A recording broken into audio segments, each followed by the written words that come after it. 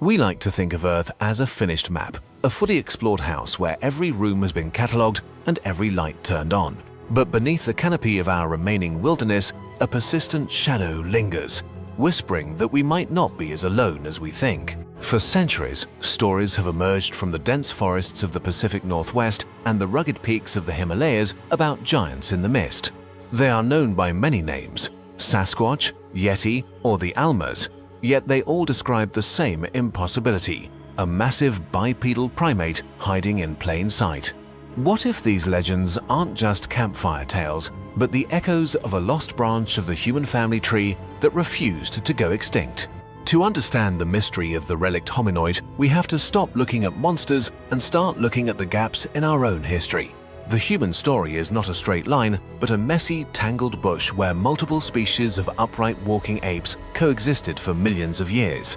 Just 50,000 years ago, a blink in geological time, we shared this planet with Neanderthals, Denisovans, and the tiny hobbits of Flores. Our ancestors saw these other beings, traded with them, and perhaps even feared them, embedding their presence into the collective memory of our species.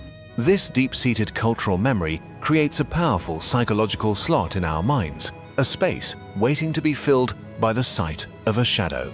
In North America, the Sasquatch is the king of these shadows, a creature deeply rooted in the oral traditions of indigenous peoples long before Europeans arrived. Tribes like the Coast Salish spoke of the Sasahevas, wild men of the woods who possessed supernatural strength and the ability to vanish instantly. These early accounts weren't describing a missing link or a biological curiosity, but a powerful spiritual neighbor that commanded immense respect and distance.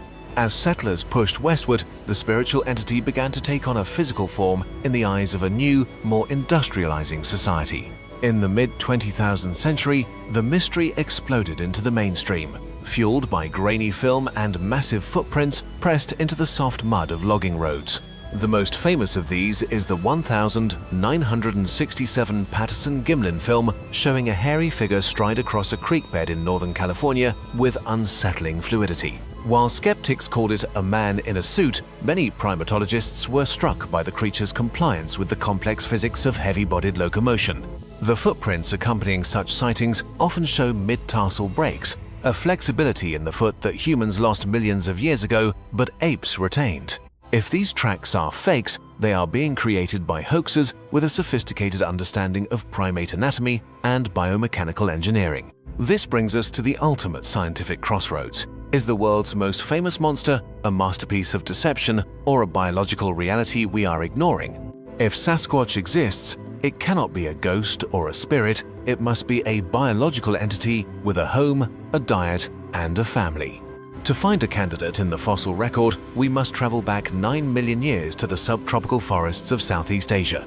Here lived Gigantopithecus blacki, the largest primate to ever walk the earth, standing nearly 3 meters tall and weighing half a ton. Gigantopithecus was a real-life king of the apes, a massive relative of the orangutan that thrived for millions of years before vanishing. Conventional science says they went extinct 300,000 years ago when the climate shifted and their bamboo forests disappeared. But some researchers, like late anthropologist Grover Krantz, wondered if a small population could have crossed the Bering Land Bridge into America. This ice bridge once connected Siberia to Alaska, allowing mammoths, lions, and our own ancestors to migrate between continents. If a giant ape followed this path, it would have entered a vast, untouched larder of North American temperate rainforests. Today, the Pacific Northwest contains over 200,000 square miles of rugged, roadless terrain where a large mammal could theoretically hide. To survive, a creature of this size would need a massive caloric intake, likely moving seasonally from salmon-rich rivers to berry-filled mountains. It would need to be a master of low-density living, with a population so small and spread out that encounters remain statistically improbable.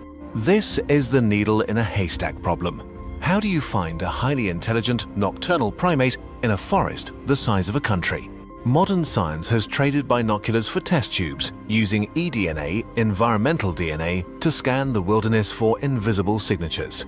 By filtering water from remote streams, scientists can detect the genetic presence of every animal that has touched that water recently. So far, these genetic nets have caught bears, wolves, and deer, but the unknown primate remains frustratingly absent from the data. Then there is the problem of the body. In nature, things that live must eventually die, yet we have never found a single bone. Skeptics point to this lack of physical remains as the final nail in the coffin for the legend of the giant ape. However, forest soils are highly acidic, and in a competitive ecosystem, scavengers can dismantle and consume a carcass in a matter of days. Even for well-known species like mountain lions, finding a natural death skeleton in the deep woods is an incredibly rare event. Does the absence of evidence truly mean evidence of absence, or are we simply looking for the wrong kind of proof? If we can't find a body, we must look at the observers, the thousands of people who claim to have looked into the eyes of a monster. Psychologists suggest that the human brain is a hyperactive pattern recognition machine, evolved to see threats in the flickering leaves. To our ancestors, a mistake of seeing a predator where there is none was a safe error. The opposite mistake was often fatal. This pareidolia can turn a stump into a face and a bear standing on its hind legs into a terrifying 7-foot-tall hominid. When a person enters the deep woods, their sensory input drops while their stress hormones rise, creating a fertile ground for hallucinations. Yet, many witnesses are not casual hikers, but seasoned outdoorsmen, biologists, and pilots who are intimately familiar with local wildlife. They describe details that bear sightings don't: the swinging of long arms, a conical head, and a pungent metallic stench that lingers. In the 1970s, many reports included infrasound, a low-frequency noise that some animals use to stun prey or communicate over miles. Humans cannot hear infrasound, but we feel it as a profound sense of dread, nausea, and the prickling feeling of being watched. Could an undiscovered primate be using biological tools we barely understand to keep its distance from a noisy, intrusive humanity? To test this, we must look at the math of cryptids creatures whose existence is claimed but not proven by the scientific establishment. Statistical models show that for every new species of large mammal discovered, the probability of finding another one decreases exponentially. We have already found the saola in Vietnam, the megamouth shark in the deep ocean, and the billy ape in the Congo. Every time a myth turns into a specimen, it reinforces the idea that our catalogue of Earth's life is still missing a few pages. But the Sasquatch is different. It is not a small deer or a hidden shark, but a massive land animal in a world of satellites.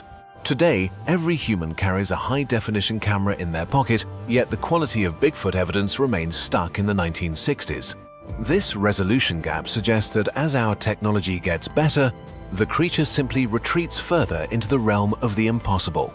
If there were thousands of these giants, surely a satellite, a drone, or a trail camera would have captured a definitive, undeniable image. Unless, of course, the creature we are looking for is not just an animal, but a master of camouflage and tactical evasion. Is it possible to be too smart to be caught? Or are we just projecting our own cleverness onto a phantom of the woods? To explore the possibility of a hidden giant, we must look at the environmental envelope required for such a creature to thrive. In biology, Berkman's rule states that animals in colder climates tend to be larger to conserve heat more efficiently. This would explain why reports from the snowy Himalayas or the chilly Canadian North describe much larger beings than those from warmer regions. But a larger body requires a much larger home range, the area an animal needs to find enough food to survive the year. A single 500-pound primate would need a territory of dozens of square miles, placing it in constant competition with bears. If two large predators occupy the same niche, they usually fight or drive one another out. Yet we see no evidence of this conflict.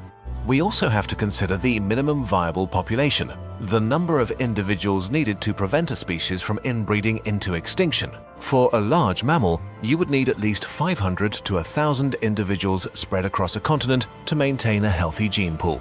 This means we aren't looking for one lonely monster, but a hidden civilization of thousands of giants living right under our noses. The energy required to keep such a population secret in the age of infrared drones and constant logging is almost supernatural. This leads some to suggest more fringe theories that these creatures are interdimensional travelers or ghosts of the forest. But science doesn't need portals to explain mystery, it only needs to point at the vastness of our own ignorance. In 2014, a genetic study led by Professor Brian Sykes of Oxford University tested 36 hair samples attributed to the Yeti. The results were sobering. most belonged to bears, cows, horses, and in one strange case, a prehistoric species of polar bear. While it didn't find a monster, it did find something scientifically marvelous, a window into the ancient DNA of known animals. This is the science of the strange. By chasing ghosts, we often stumble upon real, tangible biological discoveries we weren't looking for. Every Sasquatch hair that turns out to be a rare wolf or an out-of-place bear helps us map the actual world more accurately. However, for the true believer, a negative result is never the end. It is simply a sign that the real evidence is still out there. This persistent hope reveals a fundamental truth about us. We find the idea of a sterile, fully known world deeply depressing. We want the woods to be deeper than they are, and we want the shadows to have teeth and a story to tell. Beyond the biological debate lies a fascinating psychological landscape. Why do we crave the existence of a giant in the woods? Anthropologists suggest that Bigfoot is a modern manifestation of the wild man, an archetype present in almost every human culture. From Enkidu in ancient Sumerian epics to the European woodwose, we have always envisioned a mirror version of ourselves. This creature represents the bridge between the civilized world of concrete and the primal world of tooth, claw, and survival. By believing in Sasquatch, we preserve a piece of our own wild history, a reminder of the time before we mastered the fire. But there is a darker side to this fascination. The monster of the woods also embodies our ancestral fear of being hunted. In the silence of a deep forest, our brains revert to a state of hypervigilance, interpreting every snapped twig as a predatory threat. This is the evolutionary tax we pay for our survival, a mind that is constantly hallucinating monsters to keep us from being eaten. Yet, the hunt for Sasquatch has fostered a unique subculture of citizen scientists who spend their lives documenting the fringe. They use thermal cameras, audio recorders, and complex tracking methods, often contributing more data to forest ecology than official agencies. While they may not find a giant ape, they discover new migratory paths for elk and document the health of remote ecosystems. Even if the goal is a phantom, the process of looking closer at nature is a victory for our understanding of the planet. However, we must confront the paradox of discovery. If we actually found Sasquatch, would it be a blessing or a curse? The moment a creature is discovered, it ceases to be a mystery and becomes a resource to be managed, tagged, and studied. Its habitat would be flooded with researchers and tourists, likely destroying the very isolation that allowed it to survive this long. In our quest to know everything, we often destroy the magic of the things we seek, turning a legend into a specimen. Perhaps the greatest service the Sasquatch provides is its refusal to be caught, keeping our sense of wonder alive. It acts as a guardian of the unknown, a signpost at the edge of the map that says, there are still secrets here. In a world of total surveillance and digital clarity, we need the hairy man to remain a blurry, pixelated ghost in the trees. Because a world without mystery is a world where the human spirit has nowhere left to wander and nothing left to fear. As we reach the edge of our journey, we realize that the hunt for Sasquatch isn't really about finding a monster at all.